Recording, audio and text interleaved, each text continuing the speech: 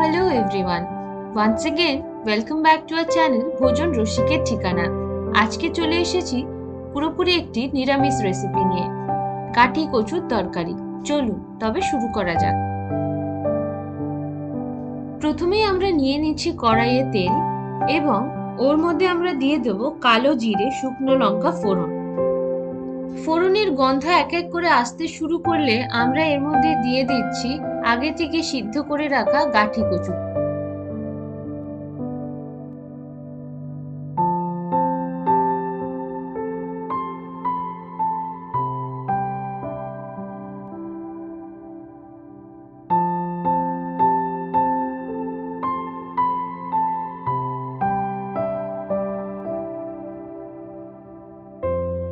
কচুটা একটু সামান্য ভাজা হয়ে গেলে আমরা এর মধ্যে দিয়ে দিচ্ছি নুন এবং হলুদ।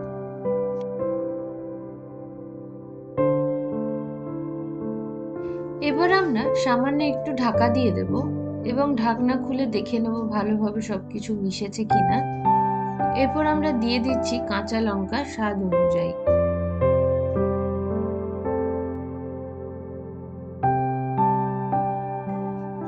কাঁচা লঙ্কা দেওয়ার পরে আমরা এর মধ্যে জল দিয়ে দিচ্ছি এবং যেহেতু এটা ঝোল তৈরি হবে আমরা একটু পরিমাণে বেশি রকম জল দেব। ঢাকনা খুলে দেখবো ভালোভাবে ঝোলটা ফুটে উঠেছে। এবার আমরা আবারও স্বাদ অনুযায়ী সামান্য একটু নুন দিয়ে দিচ্ছি। ঝোলের পরিমাণ পর্যাপ্ত পরিমাণে চলে আসার পরে আমরা এর মধ্যে ধনেপাতা দিয়ে দিচ্ছি এবং নামিয়ে নিচ্ছি। আজকের রেসিপিটি এই পর্যন্তই। খুবই টাইম ফ্রেন্ডলি একটি রেসিপি। অবশ্যই আপনারা ট্রাই করে জানাবেন।